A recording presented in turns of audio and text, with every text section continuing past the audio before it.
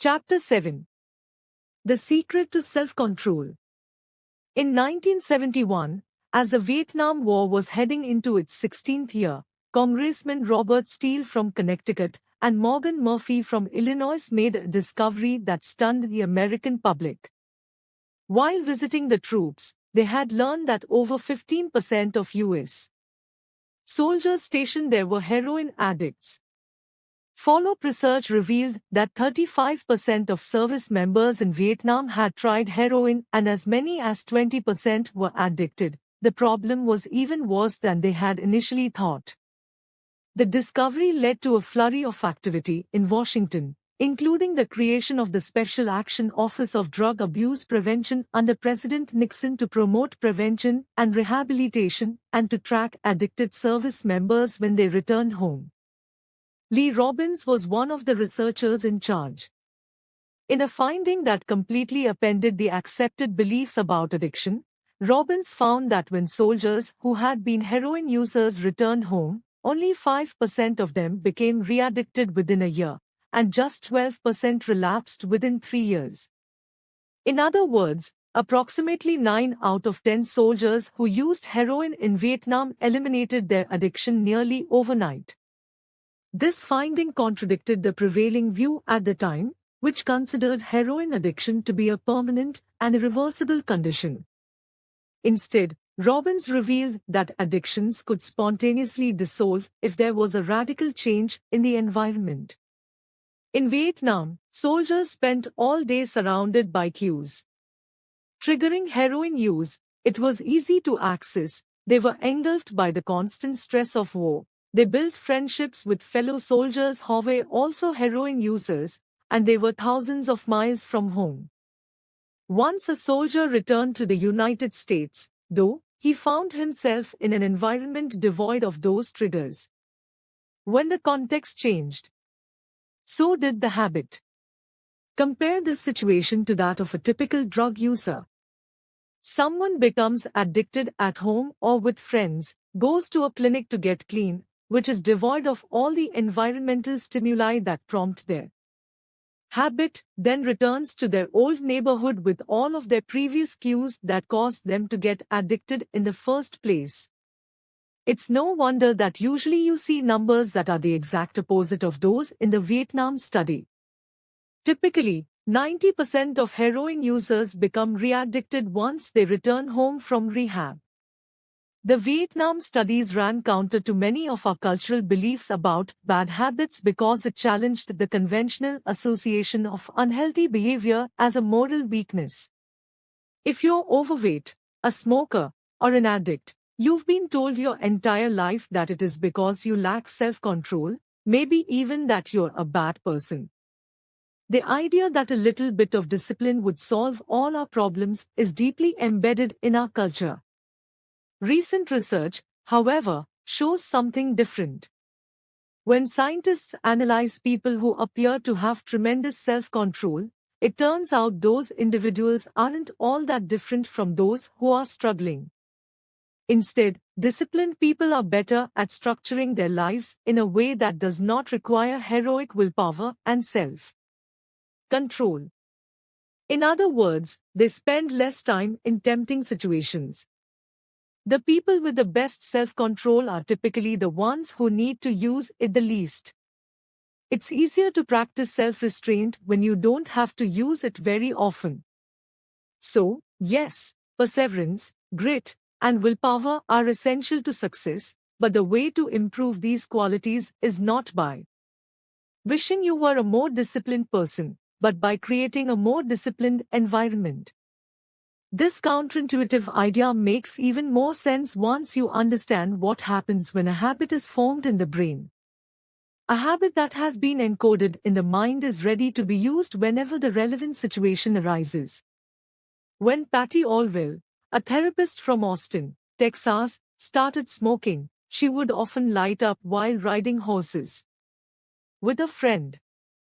Eventually, she quit smoking and avoided it for years. She had also stopped riding. Decades later, she hopped on a horse again and found herself craving a cigarette for the first time in forever. The cues were still internalized, she just hadn't been exposed to them in a long time.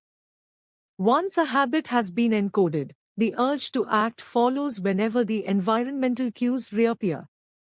This is one reason behavior change techniques can backfire. Shamming obese people with weight loss presentations can make them feel stressed, and as a result many people return to their favorite coping strategy, overeating. Showing pictures of blackened lungs to smokers leads to higher levels of anxiety, which drives many people to reach for a cigarette.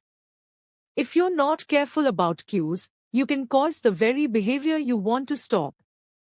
Bad habits are autocatalytic, the process feeds itself. They foster the feelings they try to numb. You feel bad, so you eat junk food. Because you eat junk food, you feel bad. Watching television makes you feel sluggish, so you watch more television because you don't have the energy to do anything else. Worrying about your health makes you feel anxious, which causes you to smoke to ease your anxiety, which makes your health even worse, and soon you're feeling more anxious. It's a downward spiral, a runaway train of bad habits.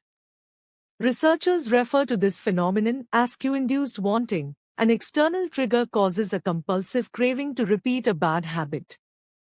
Once you notice something, you begin to want it. This process is happening all the time, often without us realizing it.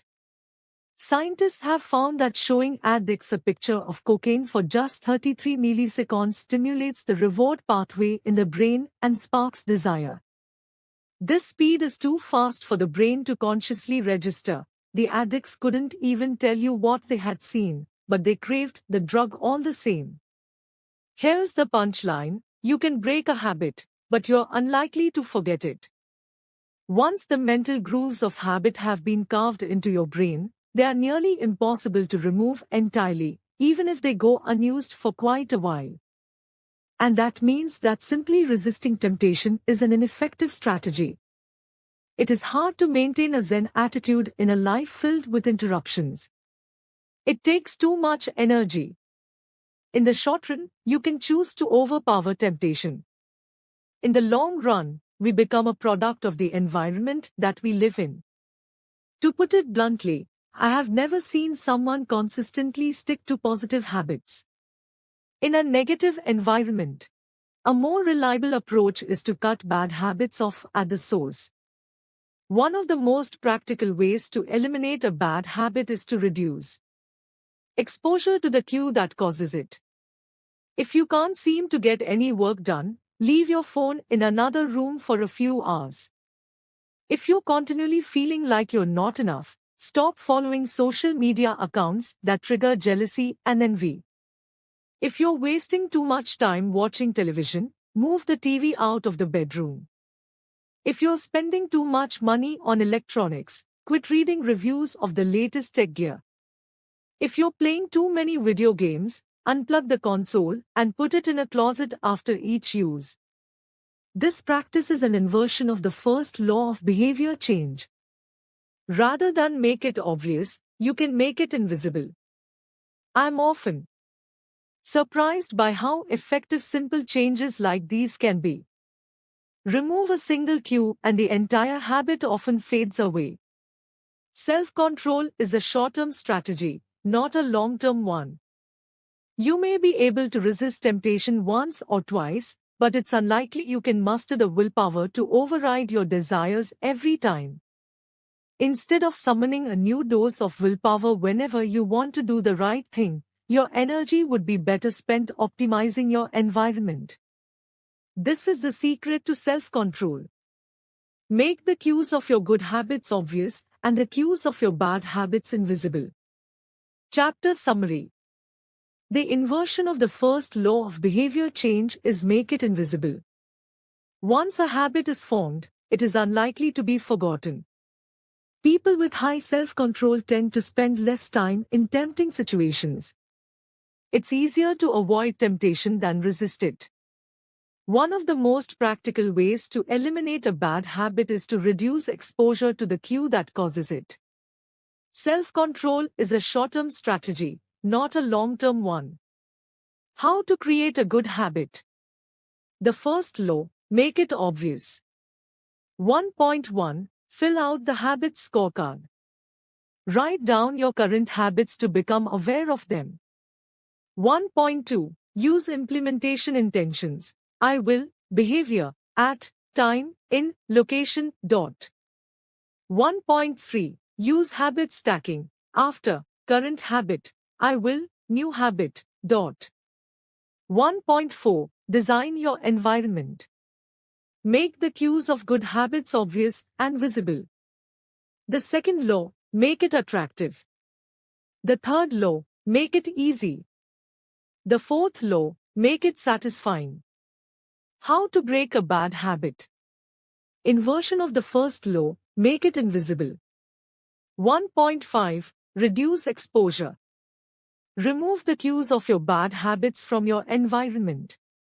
Inversion of the second law, make it unattractive. Inversion of the third law, make it difficult. Inversion of the fourth law, make it unsatisfying.